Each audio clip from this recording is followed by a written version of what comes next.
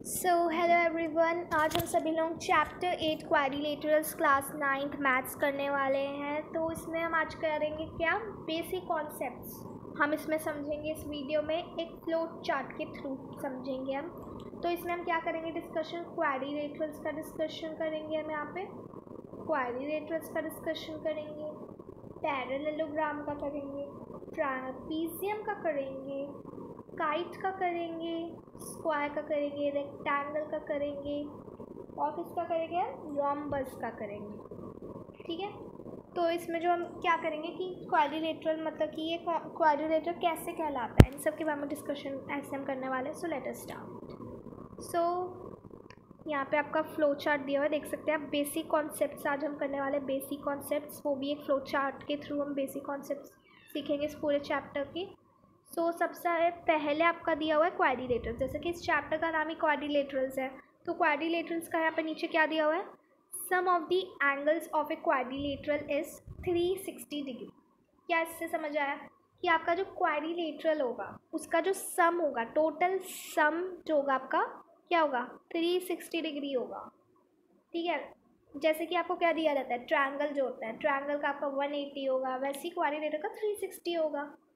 अब हम आते हैं पैरेललोग्राम, फिर ट्रेपीजियम, फिर काइट। तो पहले पैरेललोग्राम से स्टार्ट करें। पैरेललोग्राम जैसा कि मैंने कहा था, तो एक क्वाड्रिलेटरल एक पैरेललोग्राम कैसे होता है, मतलब पैरेललोग्राम, ट्रेपीजियम, काइट क्या है, एक क्वाड्रिलेटरल ही तो है।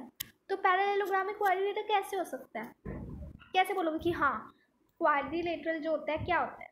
ठीक है, फिर पैरेललोग्राम में क्वाड्रिलेटरल कैसे होता है, कैसे आप प्रूफ करोगे, है ना। उसके लिए दिया हुआ है, एक quadrilateral is a parallelogram if its opposite angles are equal, its opposite sides are equal, its diagonals bisect each other, a pair of opposite sides is equal and parallel, its diagonal divides it into two congruent triangles।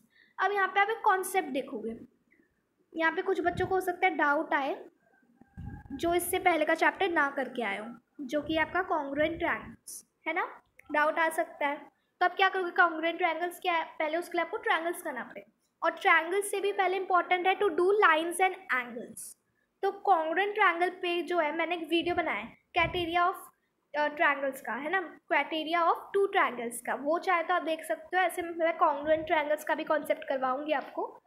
तो यहाँ पे आप देख सकते हो, यहाँ पे कितने पॉइंट्स दिए, 1 2 3 4 5 पॉइंट्स इसमें दिए हुए हैं। आप कैसे बताओगे क्वाड्रिलेटरल होता है एक पैरेललोग्राम, तो उसके लिए 5 पॉइंट्स काफ़ी यूजफुल है। अब आप आते हैं ट्रेपीजियम में। ट्रेपीजियम क्या होता है, एक quadrilateral is a trapezium if, मतलब कि इससे हमें ये बात तो समझ आ गई, हाँ ट्रेपीजियम भी एक क्वाड्रिलेटरल है ना। कैसे, पहला और दूसरा पॉइंट इसमें दिया हुआ है, one pair of opposite sides is parallel, other pair of opposite sides is non parallel. समझ में आया आपको कुछ। पैरेलल मतलब क्या होता है, इसके लिए आपको लाइन्स एंड एंगल्स में जाना पड़ेगा, है ना। तो ये देखो यहाँ पे ड्रॉ किया हुआ है, पहले से यहाँ पे दिया हुआ है, ये रहा ये रहा ये रहा। देखो मतलब कि इससे हमें समझ आता है ये वाला साइड आपका पैरेलल है, ये वाला नॉन पैरेलल है ना। सो यहाँ पे आपका डायग्राम तो दिया हुआ है, तो आपको समझ आ जाएगा। और फिर हम आते हैं यहाँ पे काइट पे। काइट पे जो होता है, काइट भी एक क्वाड्रिलेटरल होता है। कैसे क्वाड्रिलेटरल होता है, a quadrilateral is a kite if two pair of equal adjacent sides, two pair of unequal opposite sides। मतलब क्वाड्रिलेटरल एक काइट होता है अगर अगर है ना, अगर ये हो तो, है ना।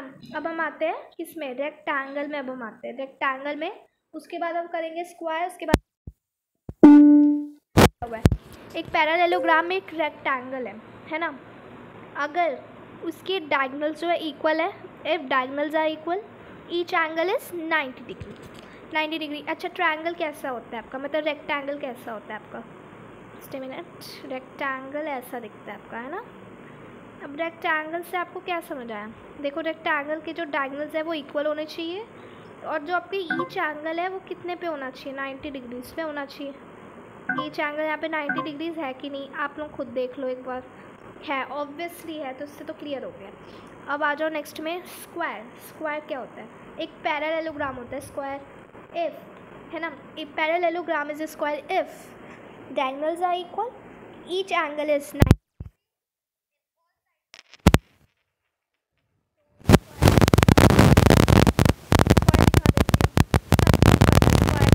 रेक्टेंगल क्या होता है, सबको पता है इन सब चीज़ों के बारे में, है ना। कॉन्सेप्ट्स फिर भी इसमें आपके क्लियर नहीं होते हैं। ये देखो 90 डिग्री पे, each at 90 degree, diagonals are equal, all sides are equal, है ना। ठीक है, अब हम आते हैं रोम्बस में। रोम्बस में देख लो, एक पैरेललोग्राम एक रोम्बस है। अगर a parallelogram is a rhombus, F से जो आपका दूसरा पॉइंट है आपका यहाँ से होगा। Just a minute,